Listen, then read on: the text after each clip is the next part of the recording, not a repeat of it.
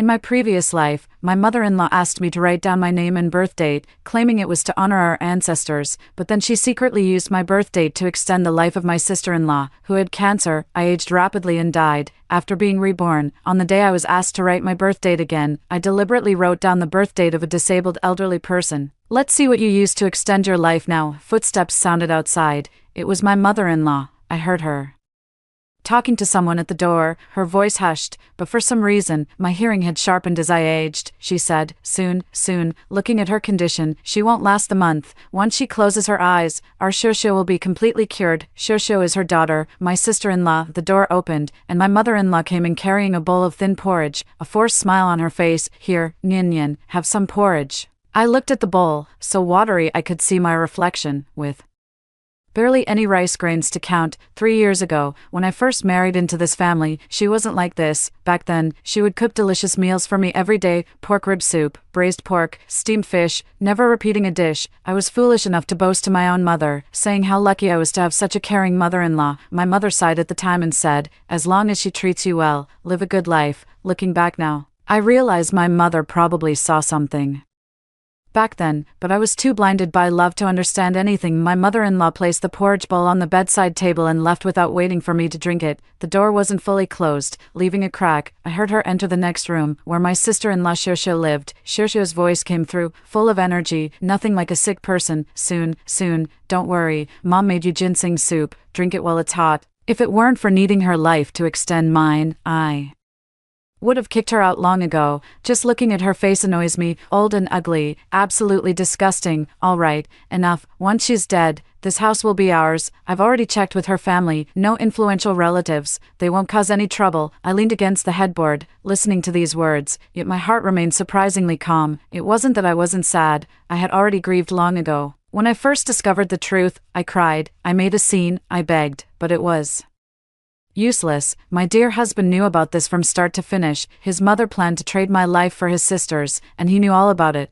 I asked him why, and he said, Shosho is my own sister. She's only 25 and hasn't even gotten married yet. You're older than her. Just think of it as giving in to her, giving her my life. I wanted to laugh at the time, but my face was already stiff, and I couldn't even manage a smile. I lay in bed like a worn-out rag, tossed into a corner to wait for mold to set in. Meanwhile, Shosho next door grew more spirited by the day. She had been diagnosed with cancer, and the doctors said she wouldn't live more than 6 months. But now, 3 years had passed, and she was healthier than when I first met her 3 years ago. I had just been married to my husband, Jung Jinwo, for 3 months. One day, my mother-in-law suddenly called me into her room, looking both mysterious and devout. Nyan, Mom wants to ask you for a favor. Our family has an ancestral tradition. When a new bride enters the household, she must write down her birth date and time on a piece of red paper to be offered to the ancestors, praying for your happiness as a couple and for an early arrival of a precious child. I was quite moved at the time, thinking this family took tradition seriously and valued me. Without hesitation, I agreed. My mother-in-law took out a piece of red paper, along with a brush and ink. I took the brush and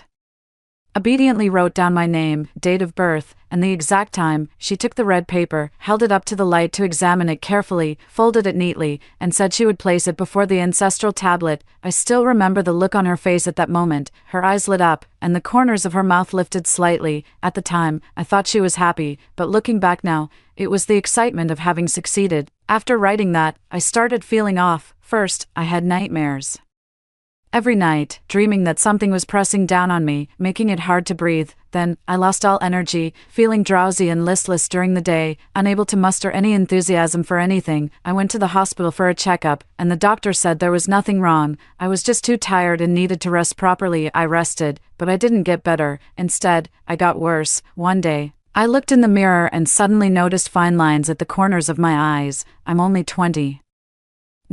How could I have wrinkles? I panicked and bought the most expensive eye cream, applying it every day, but it didn't help. The wrinkles kept increasing, my skin grew darker, and my hair started falling out. I told my husband, and he said I was making a fuss, that it was just stress and I'd get better after a while. I told my mother-in-law, and she sighed, saying maybe I had offended something, and suggested she take me to the temple to pray. I actually went with her. At the temple, an old Taoist priest glanced at me, and his expression changed. He pulled my mother-in-law aside and whispered for a long time. When she came back, her face looked grim, saying it was nothing, just a minor misfortune that could be resolved by spending some money. Later, I found out that the old priest had said that day, "This girl's life has been borrowed. You should quickly check if there's anything unusual." Of course, my mother-in-law didn't tell me. Later, my sister-in-law, Xiao, fell ill.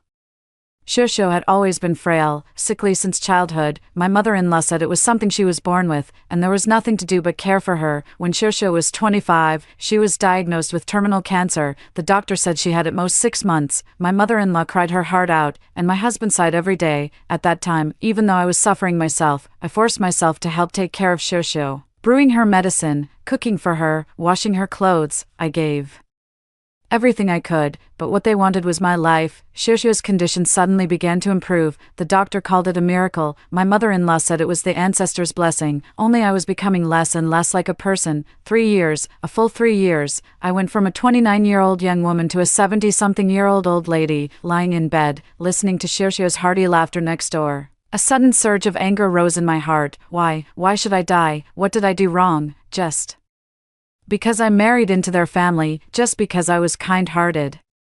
Just because I was a few years older than Xiao, I couldn't accept it. This anger burned inside me, making my whole body hot. I lay in bed staring at the ceiling without blinking. I wanted to remember this feeling, remember this hatred, remember this blood debt. Outside, the sky gradually darkened. My mother-in-law came in to collect the porridge bowl without even glancing at me. Xiao's light was on, the TV was playing, and bursts of laughter drifted over. I closed my eyes and fell asleep at some point. I had a dream. In the dream, I went back 3 years. My mother-in-law was holding a red paper, smiling as she asked me to write down my birth date. Just as I picked up the pen to write, I suddenly heard someone shouting in my ear, "Don't write, don't write." I abruptly opened my eyes. Sunlight streamed in through the window, stinging my eyes. I raised my hand to block it and suddenly froze. This was my hand, fair and tender fingers, slender nails, painted with light pink nail polish. I sat up abruptly, looking down at myself, a young body, smooth skin, and a head of black hair cascading over my shoulders. I jumped out of bed like a madwoman, barefoot, and ran to the mirror. The person in the mirror was me, the 32-year-old me, but as I was at 29, the year I had just married into this family, I stood frozen in front of the mirror, tears streaming down my face. I pinched my cheek. It hurt. I twisted my arm. It hurt. This wasn't a dream. It was real. I was back. Footsteps sounded from outside. It was my mother-in-law. She was knocking on the door. "Nian, are you up? Mom has something to discuss with you." Hearing her voice, all the blood in my body rushed to my head. I took a deep breath, wiped the tears from my face, and walked over to open the door. My mother-in-law stood at the doorway, holding a red piece of paper, a wide smile plastered on her face. "Nian, come here. Mom has something to tell you. Our family has an ancestral tradition. When a new bride enters the household, she must write down her birth details on this paper for the ancestors to bless the newlyweds with harmony and the early arrival of a precious child." Word for word, exactly the same as in my previous life. I looked at the red paper in her hand, at the smile on her face, and suddenly, my heart grew calm. The debts from my past life,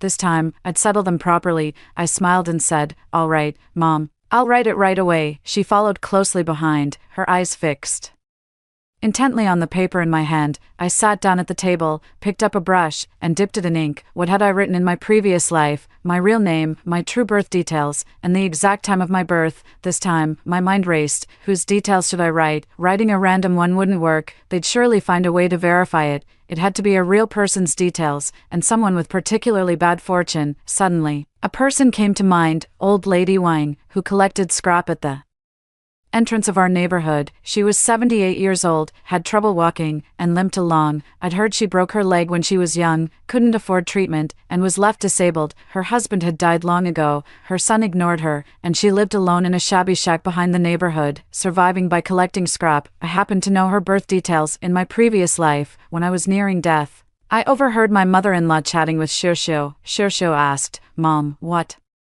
would happen if that fate-borrowing spell borrowed the fate of a bad person?" My mother-in-law replied, "It depends on the person. If you borrow the fate of someone like Old Lady Wang, disabled and poor, the borrower won't fare well either. That's why you have to pick someone with good fortune to borrow from." At the time, I memorized Old Lady Wang's age and later made a point of finding out her birth details. Now, they'd come in handy. I picked up the pen and carefully wrote down Granny Wang's name, date of birth, and even the exact hour of her birth, stroke by stroke, neat and tidy. After finishing, I looked up and handed the paper to my mother-in-law with a smile. "Mom, it's done." She took it, glanced at the paper, and couldn't suppress the smile at the corner of her mouth. She carefully folded the red paper and said, "Good, good, good. I'll go offer it right away. Nyan, you rest. I'll make you something delicious for lunch." She turned and left, her steps light and quick. I sat in the chair, watching her figure disappear through the doorway, and slowly broke into a grin. Granny Wang's fate, borrow it well. Once you've borrowed it, let's see who gets unlucky first. After my mother-in-law left, I sat alone in the room, looking at myself in the mirror, and laughed for quite a while. Footsteps grew closer, and the door was pushed open. Zhang Jinwo stood in the doorway, holding a bag of fruit, a smile on his face.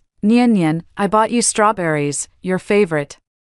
Looking at that face, my heart churned with turmoil. In my past life, when I was dying, he had come to my room, just once. By then, I was old and frail, lying in bed, barely able to open my eyes. He stood at the doorway, frowned, and said, "Mom, why isn't she dead yet?" My mother-in-law lowered her voice and replied, "Soon, soon, don't come in, it's bad luck." And he really never came in again. Now he stood before me again. A young face, a concerned expression, still holding strawberries. What a good man, such a caring husband. I tugged at the corner of my mouth and smiled. "Just put them there." He set the strawberries on the table, walked over, and sat beside me, reaching out to put his arm around my shoulder. I shifted my body, avoiding him. He paused, asking, "What's wrong?" I said, "Nothing, just a bit hot." Without overthinking it, he stood up to open the window. I watched his retreating figure, my mind churning. Did he know? In our past life, did he know that his mother used my life to save his sisters? Of course he knew everything, yet he still let me give up my life. He opened the window and glanced back at me. "Mom said she just had you write down your birth details. It's a family tradition, don't take it to heart, it's just a formality." I nodded. "I know, Mom told me, it's to honor the ancestors and bless the two of us." He smiled and sat back down beside me. "Right, that's the idea. Oh, and Mom also said she's making something delicious for lunch. We'll have a nice family meal together." Family. I looked down at my hands, fair and delicate hands. In my past life, what had these hands become? Wrinkled skin stretched over bones, nails yellowed and thickened, unable even to make a fist. "Jangwo." I looked up at him. "How has Xiaoxiao been feeling lately?" His expression shifted slightly but quickly returned to normal. "She's all right, same as always. You know she's been frail since childhood. Last time, didn't they say they found some illness?" No. It's just a minor issue. She'll recover with some rest." After saying this, he stood up, clearly unwilling to continue the topic. "I'll go see if Mom needs any help. You rest." I watched his retreating figure, a cold laugh echoing in my heart. A minor ailment. In my past life, it was clearly terminal cancer. Of course, it's a minor ailment now, because soon my life will be used to extend hers. No, not mine, Mother Wang's life. At lunchtime, the whole family was gathered. My mother-in-law had prepared a table full of dishes: braised pork, sweet and sour spare ribs, steamed perch, and a large bowl of chicken soup. She kept piling food into my bowl. "Nyan, eat more, you're too thin. Young people need proper nutrition to be healthy for childbirth later." "Xiaoxiao." I took the initiative to speak up. "You don't look too well. Are you feeling unwell somewhere?" She lifted her head, a flicker of wariness flashing in her eyes, and forced a slight smile. "It's nothing, just trouble sleeping." "That won't do," my mother-in-law quickly chimed in. "Later, Mom will make you some calming soup. By the way, Nyan, isn't that traditional Chinese medicine doctor you know quite skilled? How about taking Xiaoxiao to see him another day?" In my past life, I did know an old Chinese medicine practitioner who helped regulate my health. My mother-in-law was testing to see if I was willing to help. Of course, I was willing. "Sure, I'll take Xiaoxiao another day," I agreed with a smile, but in my heart, I was thinking, I'll take you, so I can watch how you get better day by day." Xiaoxiao glanced at me, her expression complex, a mix of wariness, suspicion, and a hint of gratitude. She probably didn't expect her sister-in-law to be so enthusiastic. After the meal, I proactively helped clear the dishes. My mother-in-law declined a couple of times but then let me be. While washing dishes in the kitchen, I overheard her talking to Xiaoxiao in the living room. Her voice hushed. "Mom, is that thing really effective?" "Of course, it's effective," Mom found A master, spent a fortune on it, but that belongs to sister-in-law. Shoo, keep your voice down, my mother-in-law cut her off. What sister-in-law? Once she married into our family, she became one of us. Besides, she's in good health, so what's wrong with borrowing a bit of your life? It won't kill anyone, it won't kill anyone. My hand paused for a moment, nearly dropping the bowl. In my past life, I died, completely and utterly. Shosho didn't say anything more, and I continued washing the dishes, cleaning each one thoroughly before putting them back in the cupboard. In the afternoon, Zhang Jinwo said he had to work overtime and left. I went back to my room, lay on the bed, and stared at the ceiling, thinking. In my past life, about a week after I wrote down my birth date, my mother-in-law started bringing people home, an old woman who looked to be in her 60s, dressed in tattered clothes and carrying a cloth bag. My mother-in-law said she was a relative from the countryside who would stay for a few days and then leave. That old woman stayed at our house for a month. A month later, Shosho began to recover, while I started having nightmares. In this life, I need to figure out who that old woman really is and what method she used. Just as I was thinking this, there was a knock at the door. I got up to answer it. It was Shosho. She stood at the door, looking a bit uneasy, her fingers twisting the hem of her clothes. Sister-in-law, can I talk to you for a moment? I stepped aside. Come in. She walked in and sat down on the edge of my bed, head bowed, not saying a word. I leaned against the desk, waiting for her to speak. After a long while, she finally looked up, her eyes slightly red. Sister-in-law, I have a bad illness. My heart sank. I hadn't expected her to bring it up herself. In my past life, she never mentioned it to me, always avoiding me instead. What illness? Cancer. As she said the word, tears began to fall. The doctor says I have at most 6 months. I looked at her, unsure of what to say. Did I know she was pretending, or was she genuinely crying to me? In my past life, she had called me a bitch to my face. Her mother used my life to extend hers, and she knew about it from start to finish, even complaining that I was dying too slowly. But now, she was sitting here, crying and telling me she had cancer, like an ordinary, frightened young woman. Sister-in-law, I'm scared. She looked up at me, her eyes filled with tears. I don't want to die. I'm only 25. I stayed silent for a moment, then walked over and sat beside her, patting her hand. Don't be afraid, you'll get better. She grabbed my hand, holding it tightly. After a long while, Shosho finally raised her head, her eyes slightly red. Sister-in-law,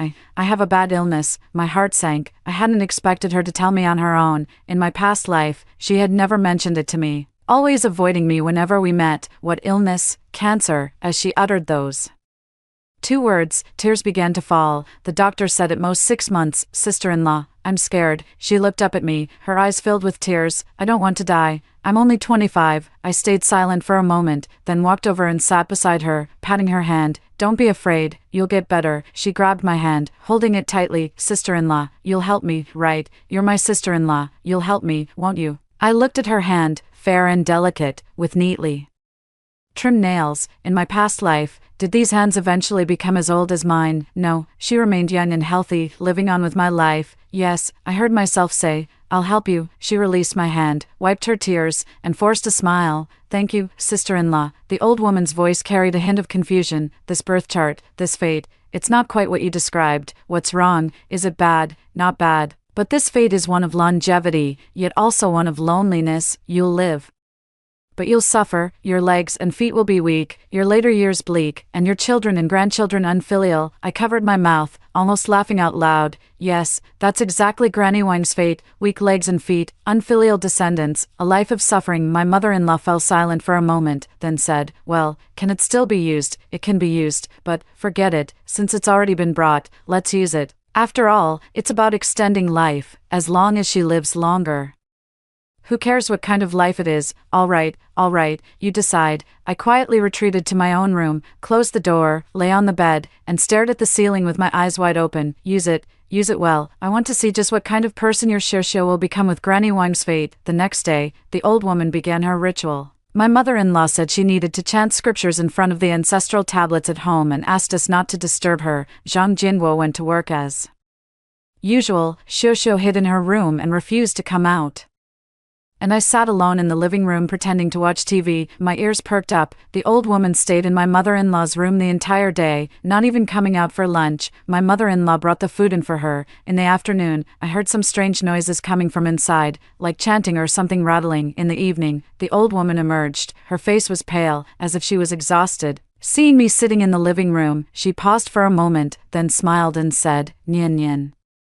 Is home. I stood up and asked with concern, Auntie, are you tired? Let me pour you a glass of water. No need, she waved her hand. I'll just go back to my room and rest. As she passed by me, I caught a whiff of a fragrance on her, like the scent of burning incense, but not quite the same, a bit pungent. During dinner, Shosho said she was tired and didn't come out. My mother-in-law brought the food to her room and came out with a smile on her face, one she couldn't suppress. I understood.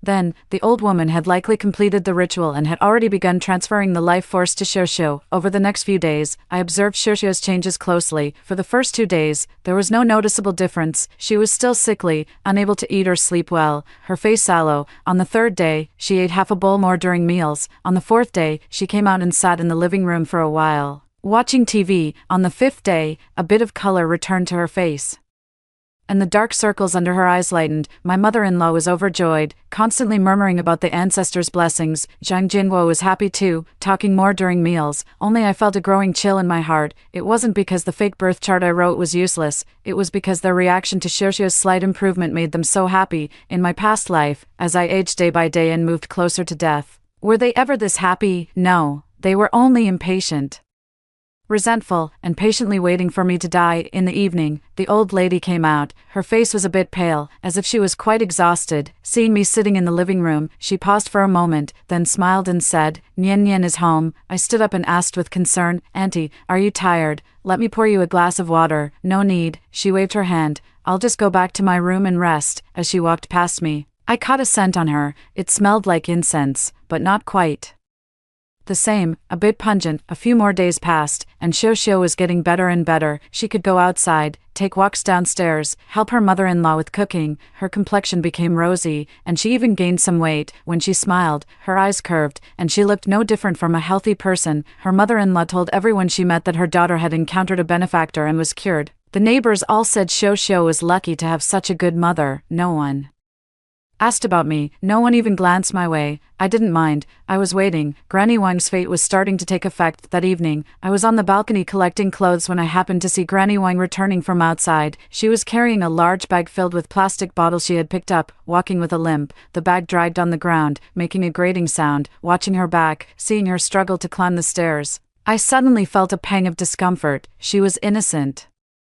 From start to finish, she had no idea someone like me existed, let alone what her birth details were being used for, but her fate was now being drained by my sister-in-law. Had I done something wrong? The thought had barely surfaced before I crushed it myself. What did I do wrong? I simply didn't let them succeed. Granny Wang's fate was already bitter. How much worse could it get? As for Shosho, if she took Granny Wang's fate, what would happen to Granny Wang? Will I die? Will I get better? I don't know, but if I hadn't been reborn, in my previous life, my life was sucked dry by them. After I died, would they feel guilty? Would they be sad? Would they burn even a single piece of paper for me? No, they would live happily, using my life to live their good days. So I am not wrong. During dinner that evening, Shosho suddenly put down her chopsticks, clutching her leg, her face scrunched up in pain. What's wrong? What did I do wrong? I just didn't let them succeed. Granny Wang's life was already bitter. How much worse could it get? But if Shosho sucked her life away, what would happen to Granny Wang that day? I was reading in my room when I heard a scream from next door, followed by a dull thud of something hitting the floor. I put down my book and ran over, pushing the door open to find Shosho sitting on the floor, clutching her leg, her face pale. What's wrong?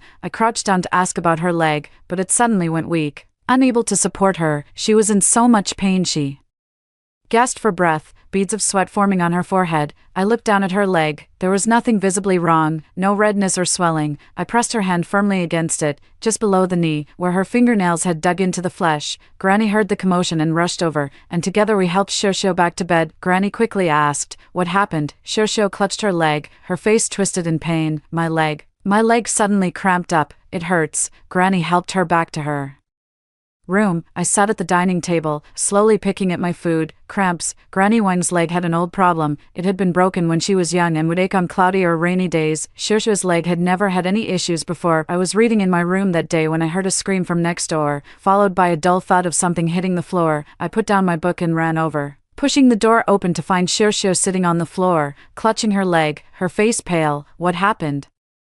I crouched down and asked. She gasped in pain. My leg suddenly went weak. I couldn't stand. Beads of sweat dotted her forehead. I looked down at her leg. Nothing seemed unusual on the surface, no redness or swelling, but her hand was pressed tightly against the area just below her knee, her nails digging into her flesh. Over the next few days, I kept a close eye on Shosho, observing her changes every day. On the surface, she did seem to be getting more energetic day by day, eating more. Her complexion improving, able to go downstairs for walks, but if you looked closely, something was off. When she walked, her left foot would hesitate slightly as it touched the ground, so lightly that you wouldn't notice unless you were paying attention. When she sat, she would unconsciously rub her left leg, and afterward, she'd stare blankly, as if lost in thought. While eating, sometimes she'd pause with her chopsticks in midair, her gaze fixed, and it would take several calls to snap her out of it. Mother-in-law noticed these changes but didn't think anything of it. She only saw that Shosho was healthier, more energetic, and eating better, so she was overjoyed and didn't pay attention to these small details. Zhang Jinwo was even less observant. He left early and returned late every day, collapsing on the sofa as soon as he got home, scrolling through short videos on his phone, completely detached from household matters. Only I saw it and kept it in mind. That night, when I got up to use the bathroom, I passed by mother-in-law's room and heard voices inside again. This time, it wasn't the old lady but mother-in-law herself on the phone. Master, let me tell you something. Shosho's leg has been hurting a lot lately, and she's not walking very smoothly. You say that's normal. How long will it last? What, half a year? That long? All right, I'll listen to you. I stood motionless in the darkness. Half a year. Granny Wang's leg pain had lasted for over 60 years, and Shosho was just getting started. Over the next few days, I kept a close eye on Shosho, observing her changes every day. On the surface, she did seem to be getting more energetic day by day, eating more, her complexion improving, able to go downstairs for walks, but if you looked closely, something was off. When she walked, her left foot would hesitate slightly as it touched the ground, so lightly that you wouldn't notice unless you were paying attention. When she sat, she would unconsciously rub her left leg, and afterward, she'd stare blankly, as if lost in thought. While eating, sometimes she'd pause with her chopsticks in midair, her gaze fixed, and it would take several calls to snap her out of it. The next morning, I went downstairs to buy groceries. On my way back, I happened to see Granny Wang rummaging through a trash bin. She was bent over, almost halfway inside the bin, her hands digging around, picking out plastic bottles and cardboard that could be sold for money and stuffing them into a bag beside her. I stood not far away and watched her for a while. Her leg was more crippled than before, once a limp, now a wobble with every step, needing the support of a wall to stay steady. After finishing with one bin, she straightened up, leaning against a nearby utility pole to catch her breath for a long while. Her hands were as dry as tree bark, her joints swollen and knobby, clearly the result of years of hard labor. I walked over and handed her a bag of oranges. Granny Wang, these are for you. She was taken aback, looked up at me, her eyes clouded and hazy. It took her a while to recognize me. Oh, it's the wife from the Zhang family. How can I accept this? No, I can't. Take them. I bought too many and can't finish them all. I shoved the bag into her hands and turned to leave. The next morning, I went downstairs to buy groceries. On my way back, I happened to see Granny Wang rummaging through a trash bin. She was bent over, almost halfway inside the bin, her hands digging around, picking out plastic bottles and cardboard that could be sold for money and stuffing them into a bag beside her. I stood not far away and watched her for a while. Her leg was more crippled than before, once a limp, now a wobble with every step, needing the support of a wall to stay steady. When I got home, my mother-in-law was busy in the kitchen. Seeing me return, she called out, "Nian, what did you buy today?" "I bought a fish. We can make soup with it tonight." I carried the groceries into the kitchen, and she took them, rummaging through while muttering, "This fish looks good, fresh. By the way, Nian, are you free this afternoon?" "Not really." "Why? Then could you pick up Shosho? She has a follow-up appointment at the hospital today, and I can't get away." I paused for a moment and asked, "For the follow-up, Shosho went to the hospital?" "Yeah, she went by herself early this morning, said she didn't need me to go with her." My mother-in-law put the fish into the sink without turning around and said, "That child has grown up. She's sensible now." I didn't say anything, but suspicion began to stir in my heart. Shosho went to the hospital by herself. In my past life, she was someone who would get out of breath after just a few steps. Even if her health has improved a bit in this life, it's not enough for her to go to the hospital alone, is it? When I got home, my mother-in-law was busy in the kitchen. Seeing me return, she called out, "Nian, what did you buy today?" "I bought a fish. We'll make soup with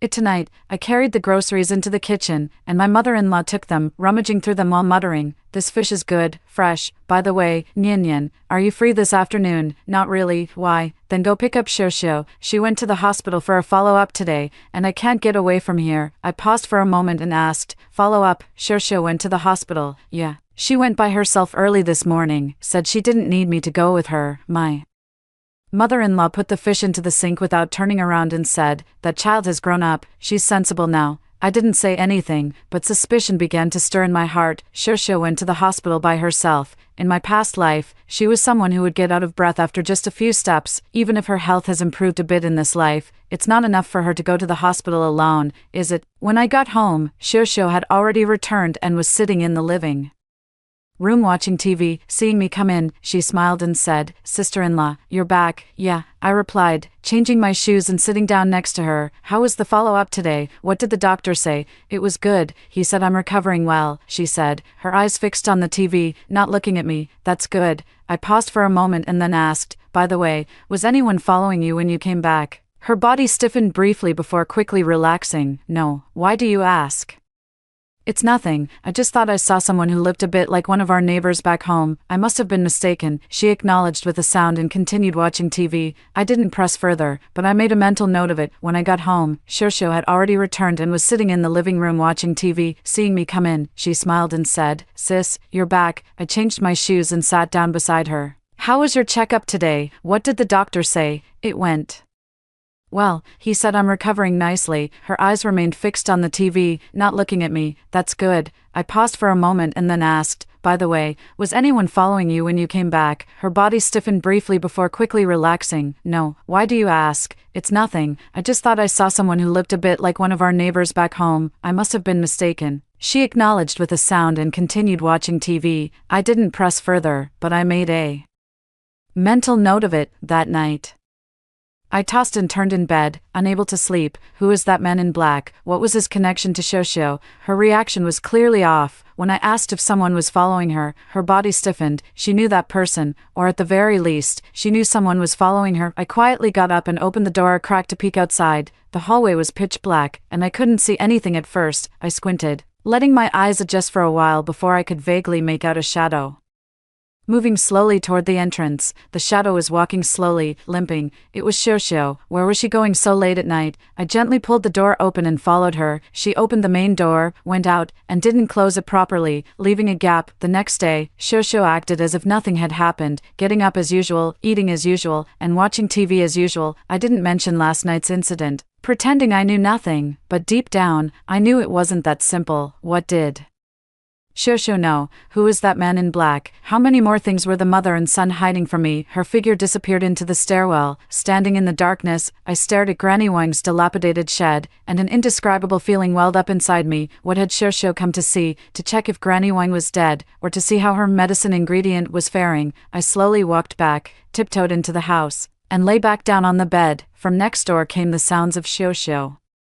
moving around. She wasn't asleep either, tossing and turning in bed. I lay there with my eyes open, staring into the darkness until dawn. Today, Mom told me she had a way to save me. She said she'd found a master who could borrow someone else's life for me. I asked her whose life she was borrowing, and she said it was sister-in-law's. Sister-in-law has always been good to me, and I don't want to harm her. Mom said it wasn't really harming her. Sister-in-law is young and healthy, so borrowing a little wouldn't matter. I don't know whether to believe her or not. That afternoon, while Shosho was taking her nap, I sneaked into her room. Her room wasn't big, just a bed, a wardrobe, and a desk. I quietly rummaged through her drawers, under her pillow, and inside her wardrobe. Deep in the wardrobe, I felt something hard, a notebook with a red leather cover, tucked away at the very bottom. I pulled it out and opened it. On the first page, in her handwriting, was a line: "My life was given to me by my mother. Today, Mom told me she had a way to save me. She said she'd found a master who could borrow someone else's life for me. I asked her whose life it was,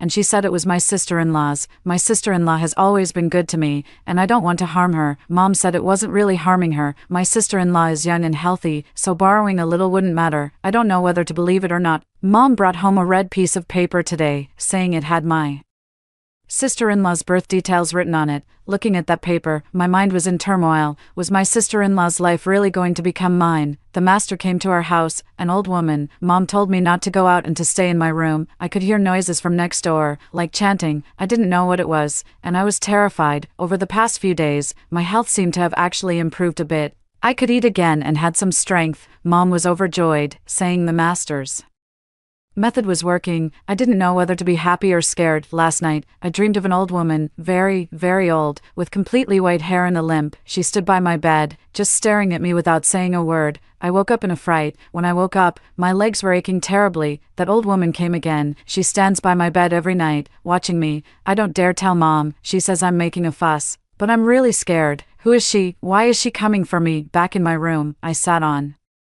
the edge of the bed, my mind in complete disarray. Xiao wasn't entirely innocent. She knew the truth, yet she chose to remain silent. She had enjoyed the benefits brought by the fake birth chart I wrote, relishing her improving health day by day. Being tormented by Granny Wang's resentment every night was her retribution. But what had Granny Wang done wrong? She knew nothing, did nothing. Yet she was used as a medicinal ingredient. Xiao knew. She knew about the old woman's existence. Knew she was draining someone else's life. She was afraid. She felt guilty, yet she said nothing, did nothing. She allowed her mother to continue the scheme, allowed my life, no, Granny Wang's life, to slowly flow into her. I clenched my fists, my nails digging into my flesh until it hurt. But what could I do? Go tell Granny Wang, tell her that someone was stealing her life. Run. Where could a 70-year-old woman run to? Report it to the police, say my mother-in-law was using dark arts to steal lives. Would the police believe it? I could do nothing. I could only watch this play unfold bit by bit, watch Granny Wang grow older day by day, watch Xiao recover day by day, watch my mother-in-law's smile grow brighter and brighter. During dinner that evening, Xiao suddenly said, "Mom, I want to go out and work." My mother-in-law was taken aback for a moment, then smiled. Good, good. Now that you're better, you should go out more. What kind of work do you want to do? I have a friend who runs a clothing store. She said she'd like me to help out. All right, go ahead. Mom supports you. I kept my head down, eating, but my mind drifted to the line written in the diary. I seemed to see someone standing across the street, watching me. That friend. Was it the man in black? I looked up at Xiao. She was smiling, but her eyes avoided mine, flickering nervously. I lowered my head and continued eating. That meal tasted like nothing to me. I clenched my fists, my nails digging into my palms until it hurt. But what could I do? Go tell Granny Wang, tell her, someone is stealing your life. Run. She's an old lady in her 70s. Where could she run? Go to the police and say my mother-in-law is using dark magic to steal lives. Would they believe me? I could do nothing. I could only watch this play unfold bit by bit, watch Granny Wang grow older day by day, watch Xiao get better day by day. Watch the smile on my mother-in-law's face grow brighter and brighter. During dinner that evening, Xiao suddenly said, "Mom, I want to go out and work." My mother-in-law was stunned for a moment, then smiled. Good, good. You're healthy now. You should go out and get some fresh air. What kind of work do you want to do? A friend of mine runs a clothing store and said she could use my help. All right, go ahead. Mom supports you. I kept my head down, eating, but my mind drifted to that line in the diary. I seemed to see someone standing across the street, watching me. That friend. Was it the man in black? After Xiao said she wanted to go out and work, the atmosphere at home changed quite a bit. My mother-in-law busied herself every day buying her new clothes, saying she needed to look the part for work. Zhang Jinwo also, for once, showed concern for his sister, asking where her friend's store was and if it was safe. Xiao answered each question, a smile always on her face, but when I looked at that smile, it always seemed a bit forced. That afternoon, I was folding clothes in my room when my mother-in-law knocked and came in. Her face was all smiles, and in her hand was another piece of red paper, exactly like the last one. Nian, Mom wants to discuss something with you again. Looking at that red paper, my heart sank, but I kept my expression neutral. Mom, go ahead. She sat down on the edge of my bed, took my hand, her tone unbearably affectionate. You see, that birth date you wrote last time, Mom placed it before the ancestral tablet, and it worked wonders. Our family has been smooth sailing lately. Xiao's health has improved. It must be because your birth date is auspicious, blessed by our ancestors. But then Mom thought about it, and when it comes to offerings, it's best to have a pair. Writing just one is a single number, not complete. It would be best to write another one, to make a pair. That way, the blessings will be even stronger. I took the red paper, lowered my head to look at the blank grids on it, my mind racing. Longevity. There was no such thing in my previous life. Back then, I only wrote it Once, and then I grew old day by day. Why do I have to write it a second time in this life? Did the old lady notice something wrong, or did something go wrong on Xiuxiu's side? Whatever it is, I can't just write anything on this paper. I looked up and asked, Mom, whose birth details should I write? Write your mother's, my mother-in-law said with a smile. Isn't your mother in good health? Longevity. Write her birth details to bless the elders in our family. My mother. I clenched the red paper in my hand, my nails almost piercing through it. In my previous life, they used my life, and now in this life, they want to use my mother's life. All right, Mom, I'll write it, but I need to think about my mother's exact birth time. I don't remember it clearly, so I'll have to ask my dad, my mother-in-law quickly said. Then hurry up and ask. I need it soon. I nodded and put away the red paper. After that, my mother-in-law left. I thought for a long time and suddenly remembered someone. There's a distant cousin in my hometown who died last year at the age of 67 from an illness, from diagnosis to passing. It only took 3 months. I saw her a few times when I was young, but I don't have much of an impression, only that she was tall and didn't talk much. My mother should know her birth details. I called my mother, chatted about this and that for a while, and finally casually asked about that cousin. My mother sighed and said, "What a pity, such a good person, gone just like that." I asked her about the exact birth time of the cousin. My mother paused and asked why I wanted to know. I said a friend here has the same surname and wants to perform a ritual for a deceased person. Without thinking much, my mother told me the cousin's birth details. After hanging up, I wrote them down, waited a while longer, and then took the red paper to find my mother-in-law. Mom, I found out my mother's birth details, I said, handing her the red paper with the cousin's name and birth details neatly written on it. My mother-in-law took it, glanced at the paper, and the corners of her mouth lifted again, exactly like last time. She carefully folded the red paper and said, "Good, good, good.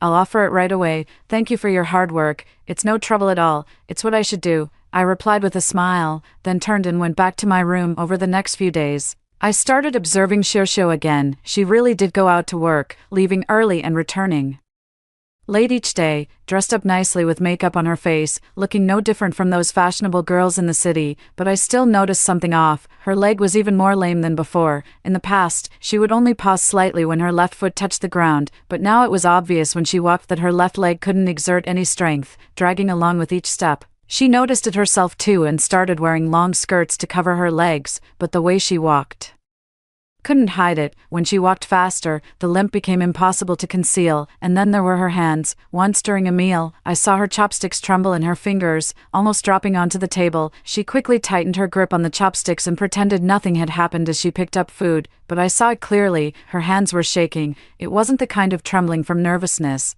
but the kind that couldn't be controlled. Mother-in-law saw it too, but she didn't say anything. She just kept putting food into Xiuxiu's bowl, saying, eat more, it's good for your health." Zhang Jingwo was still the same as ever, not caring about anything. After eating, he'd just lie on the sofa and scroll through his phone. That night, I heard Xiuxiu go out again. This time, I didn't follow her. I just stood by the window, watching the activity downstairs. After waiting for about half an hour, I saw Xiuxiu slowly walking back. She walked very slowly, limping along.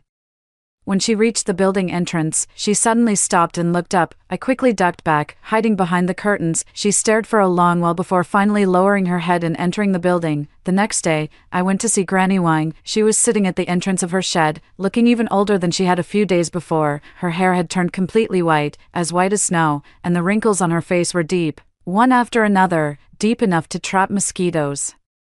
Her eyes were terribly cloudy, taking a long time to focus when she looked at someone. Her mouth had sunken in, and she must have lost a couple more teeth. It took her a while to recognize me when she saw me. "Oh, it's Zhang's wife." I handed her a bag of steamed buns I was carrying. "Granny Wang, these are for you." She took them with trembling hands, muttering, "Good person, good child, may the Bodhisattva bless you," looking at her dry, swollen knuckles and thick, yellowed nails, exactly like how I looked in my final days in my past life. My heart suddenly ached. I crouched down and asked her, "Granny Wang, how have you been feeling lately?" She shook her head, her words slurred. Not good, not good. I'm old and useless now. My legs hurt terribly, and I can't sleep at night. I always feel like someone is pressing down on me, making it hard to breathe." My heart skipped a beat. "Someone pressing down on you?" "Yes." Over the next few days, I started observing Xiuxiu again. She really did go out to work, leaving early and returning late each day.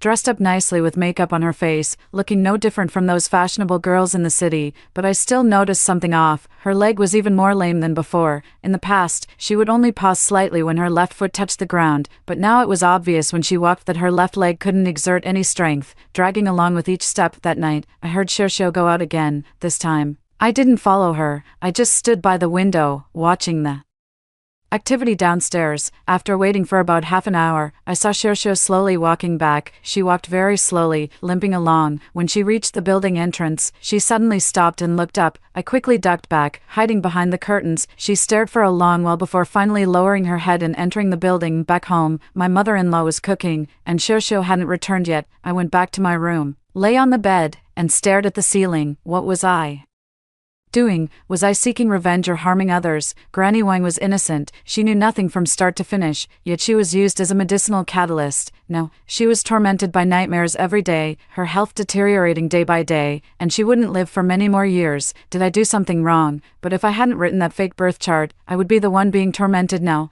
I would age day by day, waiting for death just like in my past life, eventually dying alone in that small room, with no one to care or ask about me. And what about Xiao? Xiao knew the truth. Was she visiting Granny Wang every night to confirm that the medicinal catalyst was still alive, or was she herself being backlashed by this spell, unable to control herself? Xiao went out every night and came here. That young woman was Xiao, but who was the old lady? Was it a side effect of this life-stealing spell, or was it an illusion created after Granny Wang's life force was drained? I didn't know, but I knew things were getting more and more complicated. Granny Wang, don't be afraid. I held her hand and said, if you're scared at night, sleep with the lights on. With the lights on, they won't dare come. She nodded, tears streaming from her cloudy eyes. Good child, may the Bodhisattva bless you. During dinner that evening, Xiao returned. She was wearing a red dress, heavy makeup, and her lips were as red as blood. As soon as she entered, I noticed a strange smell on her. Not perfume, but something else, indescribable. How was work today, Xiao? I asked. She glanced at me with a strange look in her eyes and said, it was fine, sister-in-law. Then she sat down to eat without saying another word.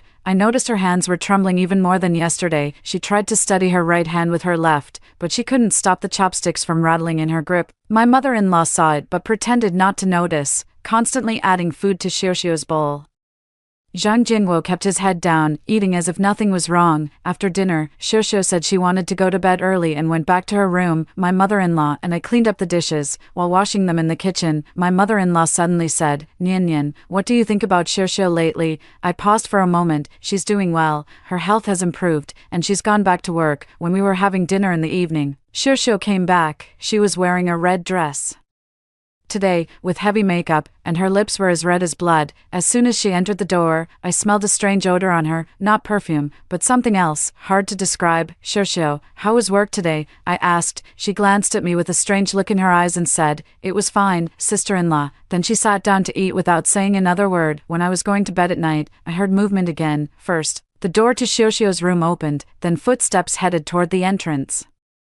I waited for a while, quietly got up, and followed. This time, she didn't go to Granny Wang's place but walked toward the outside of the residential complex. I followed behind, keeping my distance, walking slowly and limping. After about 10 minutes, she entered a 24-hour supermarket. I also went in, pretending to shop. Mother-in-law fell silent for a moment, then said, Nian, let me tell you something. Don't take it to heart. Xiao's illness isn't completely cured yet. The doctor said she still needs to rest and shouldn't overexert herself, but she insists on going out to work. I couldn't stop her. You're her sister-in-law, so keep an eye on her when you can. If anything happens, let me know in time. I sneered inwardly. Not completely cured. Of course, it won't be cured. Her life is borrowed, not her own. How could it ever truly heal? When I was going to bed at night, I heard movement again. First, the door to Xiao's room opened, then footsteps headed toward the entrance. I waited for a while, quietly got up, and followed. This time, she didn't go to Granny Wang's place but walked toward the outside of the residential complex. I followed behind, keeping my distance, walking slowly and limping. After about 10 minutes, she entered a 24-hour supermarket. I also went in. She wandered around the supermarket without buying anything. Finally, she walked to the fresh produce section and stood there motionless. I hid behind the shelves, secretly watching her. She stood in front of the freezer in the fresh produce section, staring at the items inside. The freezer was filled with various kinds of meat, chicken, duck, fish, and pork, beef, and lamb. She just stared, her eyes fixed, her expression unreadable. It looked like hunger, but also like fear. After standing there for a while, she turned and left. Sister-in-law, what's wrong? I asked if she was feeling unwell somewhere. She shook her head, hesitated for a moment, then opened the door. Sister-in-law, come in. I have a few words to say to you. I went in, and she closed the door, pulling me to sit on the edge of the bed. Her hands were ice cold and trembling violently. During dinner that evening, Xiaoxiao didn't eat much again. She picked at her food a few times and said she was full before returning to her room. My mother-in-law looked at the leftover food in her bowl, sighed, but didn't say anything. After dinner, as I was clearing the dishes, I heard movement from Xiaoxiao's room. I put down what I was holding, walked over, and pressed my ear against the door. There was a sound inside, very faint, like crying. I knocked on the door, and Xiaoxiao's crying stopped. Sister-in-law, what's wrong? I asked if she was feeling unwell somewhere. She shook her head, hesitated for a moment, then opened the door. Sister-in-law, come in, I have a few words to say to you. I went in, and she closed the door, pulling me to sit on the edge of the bed. Her hands were ice cold and trembling violently. Sister-in-law, she opened her mouth, then closed it again, tears streaming down her face. I didn't speak, waiting for her. After a long while, she finally said, Sister-in-law, I had a nightmare. What kind of dream? I dreamed of an old woman, very old, with completely white hair and a limp. She stood by my bed, staring at me without saying a word.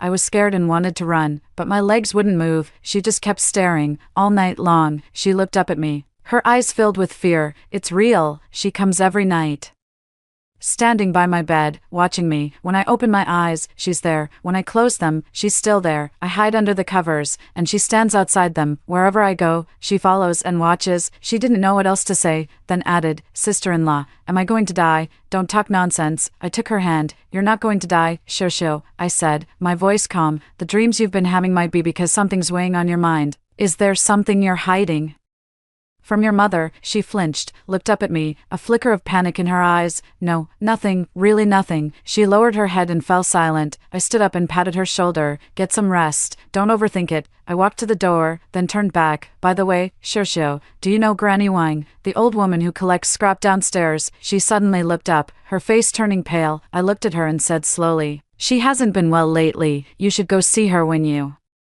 have time. With that, I opened the door and left. Back in my own room, I lay on the bed, thinking about Xiaoxiao's reaction just now. She knew Granny Wang. She panicked the moment she heard her name. The next morning, when I got up, I noticed something was off at home. My mother-in-law's door was open, and she wasn't inside. Xiaoxiao's door was also open, and she wasn't there either. Zhang Jingwo had worked overtime the night before and hadn't come back, so I was the only one left in the house. I walked to the living room and saw a note on the coffee table, written in my mother-in-law's handwriting. Nian Nian, I've taken Xiaoxiao to the temple to pray. We'll be back later. Breakfast is in the pot. Granny Wang was dead. I stood outside the crowd, watching as her body was covered with a white cloth and carried into a van. People around were murmuring, some sighing, some shaking their heads, some saying the old lady was pitiful, having suffered all her life, and that death was a relief for her. No one knew how she had died. No one knew who had stolen her life. I turned and walked toward the building, my steps heavy, as if I were treading on cotton. When I reached the stairwell, I saw my mother-in-law and Xiaoxiao still standing there. Xiaoxiao's face was frighteningly pale, her eyes fixed straight ahead in the direction where Granny Wang had been carried away, her mouth open as if she wanted to say something but couldn't get the words out. My mother-in-law was pulling her, urging her to go upstairs and go home. Even though Xiaoxiao was being dragged step by step up the stairs, her legs were no longer limp. She walked steadily, but there was no color in her face at all. Her lips were white, like a paper doll. I followed them upstairs and into the house. As soon as Xiaoxiao entered, she collapsed onto the sofa, her eyes still vacant, staring motionlessly at the ceiling. My mother-in-law went to pour her a glass of water, but her hands were trembling so badly that she spilled it all over the floor. I sat on a small stool nearby, watching the two of them without saying a word. The room was eerily quiet, with only the ticking of the clock on the wall breaking the silence. After a long while, Xiaoxiao suddenly spoke. Her voice was very soft, as if it had drifted in from somewhere far away. Granny Wang was dead. I stood outside the crowd, watching as her body was covered with a white cloth and carried into a van. People around were murmuring, some sighing, some shaking their heads. Some saying the old lady was pitiful, having suffered all her life, and that death was a relief for her. No one knew how she had died. No one knew who had stolen her life. I didn't head toward the market after leaving the house. Instead, I went to the rundown shack behind the neighborhood. No one was at the entrance anymore. Granny Wang's belongings were scattered all over the ground, tattered quilts, broken bowls, and plastic bottles she had collected, a complete mess. A scrap collector was rummaging through them. When she saw me approaching, she glanced up and then continued searching. I stood at the entrance of the shack, looking at the makeshift bed made of wooden planks inside. On the bed lay a worn-out mattress, black and shiny, as if it hadn't been washed in years. On top of the mattress was a pillow, also black, with a dent in the middle from where Granny Wang's head had rested. On the ground beside the bed was something red. I walked over and picked it up. It was a red cloth pouch, exactly like the one I had found earlier in the old woman's room. Inside was another yellow paper folded into a triangle, with cinnabar-drawn talismans on it. In the center of the talismans were a name and a birth date. I stared at the name for a long time. It was Granny Wang's own name, her real name and her real birth date. Who had placed this red cloth pouch here? Was it the old woman's mysterious expert?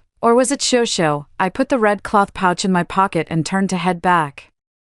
When I reached the building entrance, I ran into the man in black again, the one who had been following Xiao earlier. He was standing at the entrance, looking up. When he saw me approaching, he froze for a moment, then turned and walked away. "Stop," I shouted. He didn't stop. Instead, he walked even faster. I chased after him, grabbed his sleeve, and he turned around. Under the brim of his hat, his face was revealed. A man in his 30s, fairly ordinary looking, but his eyes were a bit frightening, bloodshot as if he hadn't slept in days. "Who are you? Why are you always following my sister-in-law?" I asked, staring at him. He looked at me, his lips moving slightly. It took him a long time to finally say, "I'm her boyfriend." I was taken aback and let go of his sleeve. He stood there, head lowered, like a child who had done something wrong. "My name is Zhou Qiang, Xiao, and I have been together for half a year. But her mother doesn't approve. She says my family is poor and not good enough for theirs. After Xiao got sick, she stopped seeing me much. Recently, she came to me again and said she was scared, asking me to stay with her. So I've been keeping watch nearby every day, afraid something might happen to her." I put the red cloth bag into my pocket and turned to walk back. When I reached the building entrance, I ran into that man in black again, the one who had been following Xiao earlier. He was standing at the entrance, looking up, and when he saw me approaching, he froze for a moment before turning to leave. "Stop," I called out. He didn't stop. Instead, he walked even faster. I chased after him and grabbed his sleeve. He turned around, and his face was revealed from under the brim of his hat. She looked at me, her lips trembling, and it took her a long time to say a single sentence. "I'm her boyfriend." I was stunned for a moment and let go of her hand. She stood there, head lowered, like a child who had done something wrong. "My name is Zhou Qiang. I've been with Xiao for half a year, but her mother doesn't approve. She says my family is poor and not good enough for theirs. After Xiao got sick, she hardly saw me anymore. Recently, she came to me again and said she was scared." I looked at him, my mind racing. Boyfriend. Xiao has a boyfriend. There was no such person in my past life. In my past life, Xiao had been recuperating at home, never stepping outside. So where did this boyfriend come from? What was she afraid of? Zhou Qiang raised his head, his eyes bloodshot. She said she has nightmares every night, dreaming of an old woman. She said that old woman was coming to take her away. I asked her what old woman, but she couldn't explain, just said she was very, very old and had a limp. I suggested taking her to the hospital, but she said it was useless, that the hospital couldn't help. I said we could go to the temple to pray, but she said her mother had already taken her. And it didn't work either. My heart sank. "What else did she tell you?" Zhou Qiang hesitated for a moment, lowered his voice, and said, "She said she owed that old woman and had to repay her." I asked her what she owed, but she wouldn't say. She just cried. "The night before last, she came to me and said she might not have long to live, telling me not to wait for her anymore." I scolded her for talking nonsense, but she insisted it was true. She could feel that old woman right beside her, waiting to take her away. His voice trembled as he spoke, his eyes reddening. "Today, I heard that an old woman died downstairs, the lame Granny Wang. I was scared and came to check on Xiao. Is she okay?" I didn't answer him. Instead, I turned and walked back, upstairs. As I pushed open the door, I heard Xiao screaming inside. It wasn't a human sound, more like something was choking her throat, squeezing it out from deep within, sharp and thin, enough to make your skin crawl. Granny was calling her name inside the room, but her calls soon turned into sobs. I rushed over, pushed the door open, and saw Xiao lying on the bed, her body curled up like a shrimp, her hands clutching her head, making that strange noise. Granny knelt by the bed, holding her, tears streaming down her face. Xiao, don't scare your mother. Xiao slowly crouched down, right in front of Granny, and looked at her with those cloudy eyes. Do you know what I come here to do every night? I come to count the days. To say how many days your daughter has left. 1 day, 2 days, 3 days. Today, I've finally reached the end. She stretched out her hand, withered joints, swollen fingers, exactly like Granny Wang's, and slowly reached toward Granny's face. Granny let out a sharp scream, her eyes rolled back, and she fainted. Xiaoxiao's hand stopped in midair, paused for a moment, then slowly withdrew. She turned her head and looked at me. I stood motionless in the doorway, as if rooted to the spot. She stared at me for a long while, then suddenly smiled. This smile was different from before. It carried a trace of life. Xiaoxiao's own smile. Sister-in-law, she spoke, her voice returning to normal. Xiaoxiao's voice. Thank you. I didn't know what to say, so I just looked at her. Thank you for that birth chart, she said. That birth chart saved you, and it saved me too. I was stunned for a moment. She slowly stood up, leaning against the wall as she walked step by step back to the bed and sat down. She lowered her head and looked at her hands. Those hands had already changed, becoming as dry, swollen, and wrinkled as Granny Wang's. Xiaoxiao's hand paused in midair, lingered for a moment, then slowly withdrew. She turned her head and looked at me. I stood motionless at the doorway, as if nailed to the spot. She stared at me for a long while, then suddenly smiled. This smile was different from before. It carried a hint of life. It was Xiaoxiao's own smile. Sister-in-law, she began, her voice returning to its original tone. Xiaoxiao's voice. Thank you. I didn't know what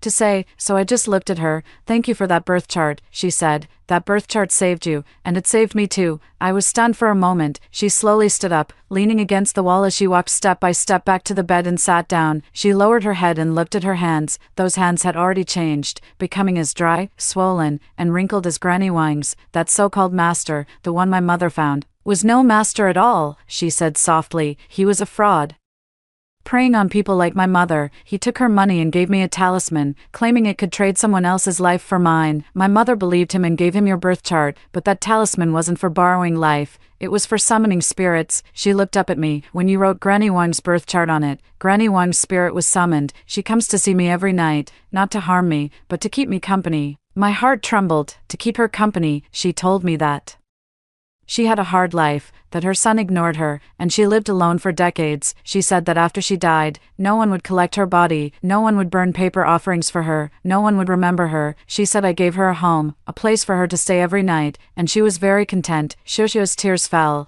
dripping onto those aged hands. Sister-in-law, I know you hate us. My mother harmed you, my brother ignored it, and I said nothing. Our whole family conspired to steal your life. You shouldn't forgive us. I remained silent, saying nothing. But when you wrote that birth chart, were you also gambling? She asked. Gambling that the life-stealing spell would backfire, gambling that we would face retribution. I looked at her and nodded. She smiled, tears streaming even harder. You won the bet. She reached out, her withered hands grasping mine. Sister-in-law, I don't blame you. I deserved it. But I beg you for one thing. You said my mother. She's not a good person.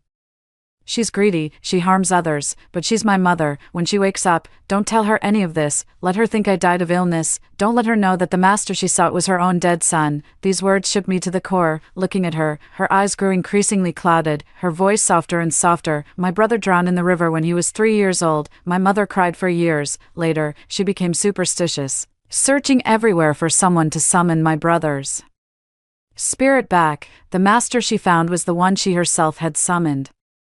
She missed my brother so much, she became obsessed, summoning her own son's spirit without even realizing it. I held her hand, those hands growing colder and stiffer by the moment. Xiaoxiao was dead. She died right before my eyes, on that bed where her mother had exhausted every possible means to keep her alive. By the time my mother-in-law woke up, Xiaoxiao's body had already stiffened. She threw herself over the body, weeping with a heart-wrenching sorrow, crying so hard she nearly lost her breath. When Zhang Jinguo returned and saw that Xiaoxiao was dead, he stood frozen for a long while, said nothing, then turned and walked out. Later, I heard from others that he squatted in the hallway smoking cigarettes all night long. On the evening after the funeral was over, my mother-in-law locked herself in her room and didn't come out for a full day and night. The next morning, when she finally emerged, her hair had turned completely white, and the wrinkles on her face had deepened, layer Upon layer, as if she had aged 20 years overnight, she paused when she saw me, her mouth opening as if to say something, then closing again. I didn't speak either. Walking past her into my own room, I began packing my things, clothes, shoes, cosmetics, and even the quilt I had brought from my parents' home when I married, folding each item neatly and placing them into a suitcase. I spoke, my voice calm. Do you know how your sister died? Zhang Jiangwo's face changed, but he said nothing. Do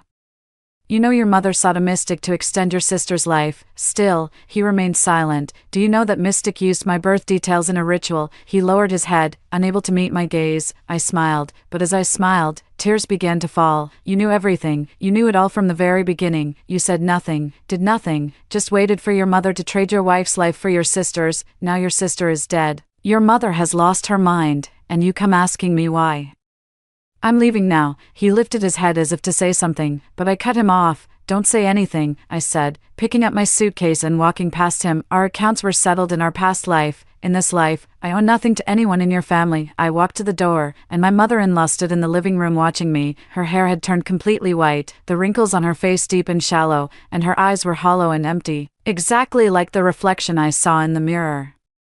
When I first woke up reborn, she looked at me, her mouth opening and closing, and it took a long time before she managed to say a word. Nyan, Mom was wrong. I looked at her and said nothing. Mom shouldn't have harmed you. Mom just wanted to save Xiuxiu. Xiuxiu was Mom's everything. As she spoke, she began to cry, covering her face and crouching down, curling into a ball. Now Xiuxiu is gone, and Mom has nothing left. I walked past her with my suitcase in hand. When I reached the door, I stopped, turned back, and looked at this home. On the wall hung the wedding photo of me and Zhang Jinwo. In the photo, I was smiling like a flower, my eyes filled with anticipation for the future. Beside me, Zhang Jinwo, dressed in a black suit, also smiled so naturally, a smile that now felt utterly unfamiliar to me. Mom, I spoke up, and my mother-in-law looked up at me. Xiuxiu, before she died, asked me to tell you something. She froze, tears still hanging on her face. She said that the master was someone you invited yourself. My mother-in-law's face instantly turned pale. She asked me to tell you, stop looking. Your son died long ago and won't be coming back. I pulled the door open, walked out,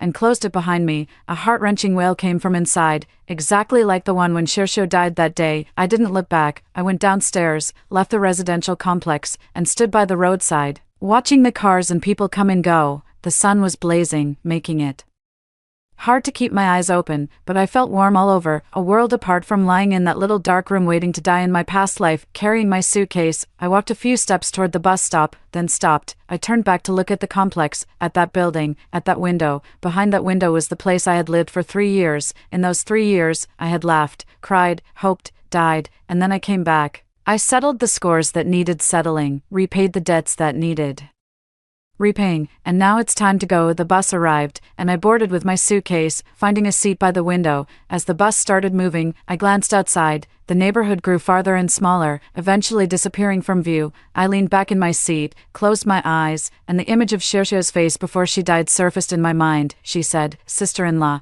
thank you for listening to me. I can finally sleep well tonight." Old Lady Wang must be able to sleep well now too, and so can I opened my eyes, watching the streets flash by outside the window, and a slow smile curved my lips. In this lifetime, I can finally live well. After hearing the story above, what are your thoughts? Feel free to share your opinions in the comments section. Looking forward to hearing from you. If you like this story, don't forget to like it, share it, and subscribe to my channel. See you next time.